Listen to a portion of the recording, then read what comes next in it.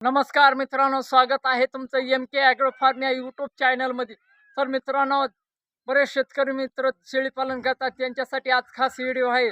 तर मित्रांनो, आपण आता पावसाळा चालू झालेला आहे. या पावसाळ्यात आपण आपल्या बांधावर असो किंवा एक पडीक रानात असो, बोरीचे झाडं असतात, कुठं शेवरीचे म्हणजे सुबाबळाचे असतात, कुठं धामणीचे असतात, बरेच जे असतात झाडं असतात बांधावर, जे शेळ्या खातात ते.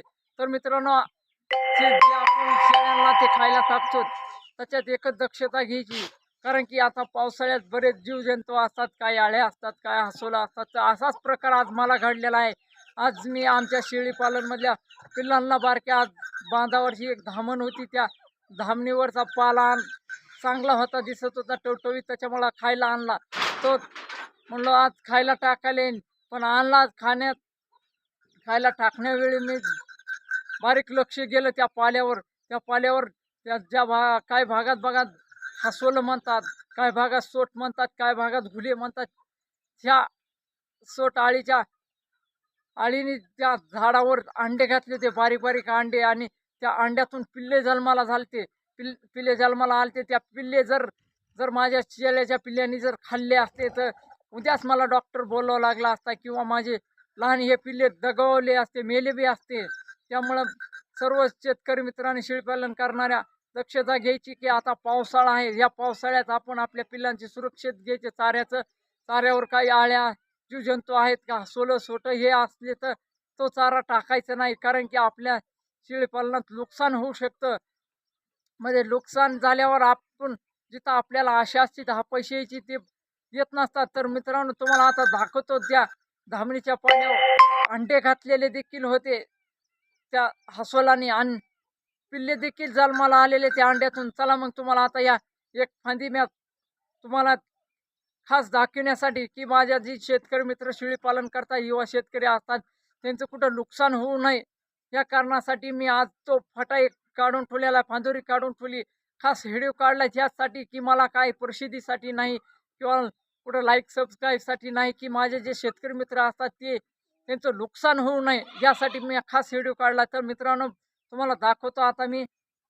चला मग.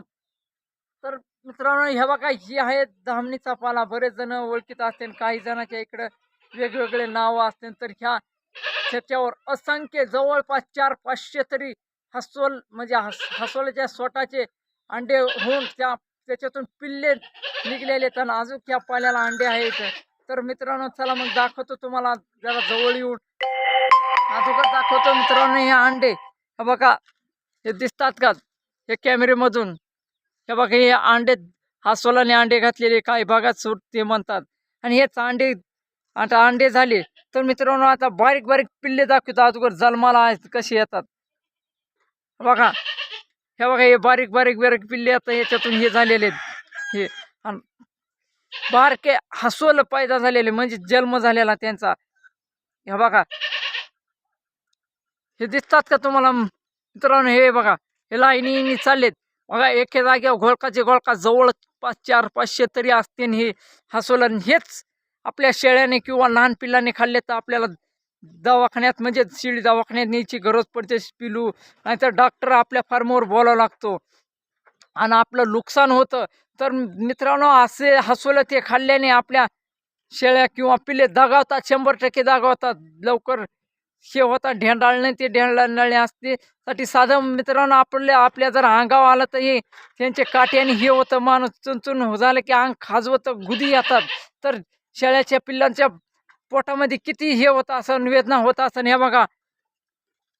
तर मित्रांनो, हे बघा, तुम्हाला दिसत असेल किंवा कॅमेरात धरायला कुणी नसल्यामुळं तुम्हाला नसन बी दिसत. हे बघा, झूम करून दाखवलं. हे बघा, हे इथं हे बघा, हे बोट केलेले. हे बघा, हे लाईनीने हसवलं अजून दाखवतो. हे बघा, इथं सुद्धा मित्रांनो, ह्या पानावर बघा, हे पान दिसत असेल ना, हे बारकं मी बोट केलेलं, त्याच्यावर घोळका बसलेला, जवळपास 400-500 असतील. बघा मित्रांनो, या असे पाला आपण आणतो, बांधावर असतो किंवा आपल्या पडीक रानात असतात, बुरी असतात ते. तर शेळीपालन करणाऱ्या मित्राला एकच विनंती आहे, की बाबा, तुम्ही आणीत असाल आपल्या शेळ्यांना किंवा पिल्लांना, तर दक्षता घ्या, बारीक लक्ष ठेवा.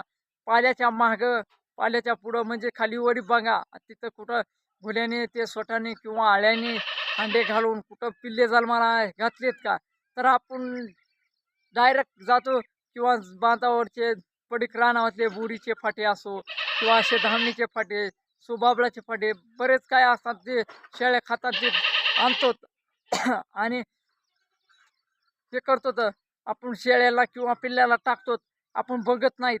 आणि त्या कारणामुळंच आपल्या पिल्लांना किंवा पावसाळ्यात पिल्लांना शेळ्यांना ढेंडाळणं, ताप येणं, अति ताप येते.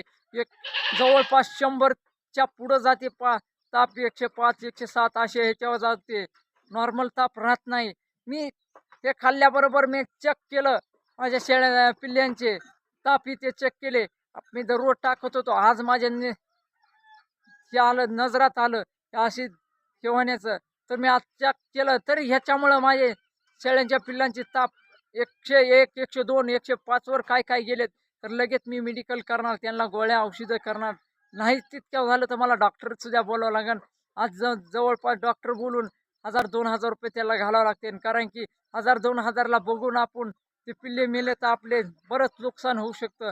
त्याच्यामुळं माझ्या सर्व शेतकरी मित्र शेळीपालन करतात त्यांना एकच विनंती, या पावसाळ्यात आपण दक्षता घ्या. आपण जो चारा आणतो त्या चाऱ्यावर लक्ष द्या. काही आळ्या, हसवलं सोटं, घुल्या आहेत का.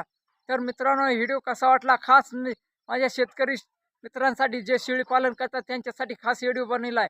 का मला काय प्रसिद्धी पाहिजे नाही, मला काय एखादं स्टार बनायचं नाही, त्याच्यामुळे मी काय काढलेला नाही. खास की जेणेकरून माझ्यासारख्याच एक शेतकरी युवक असतात ते शेळीपालन करतात, त्यांचं नुकसान होऊ नये म्हणून मी हे व्हिडिओ काढलेला. तर मित्रांनो, असंच मी काय काय नवे जुने ह्या पावसाळ्याची नुकसानीचे जास्त चाऱ्यावाटं नुकसानी होतात पिल्ल्यांच्या, आणि ते ते व्हिडिओ सतर तुम्हाला आता व्हिडिओ बारीक लक्ष देऊन व्हिडिओ काढून टाकणार आहे. तर माझ्या चॅनलला सबस्क्राईब करा आणि लाईक करा. कारण की तुम्ही सबस्क्राईब केलं तर माझे व्हिडिओ टाकला की तुम्हाला बघायला भेटेल. तर धन्यवाद.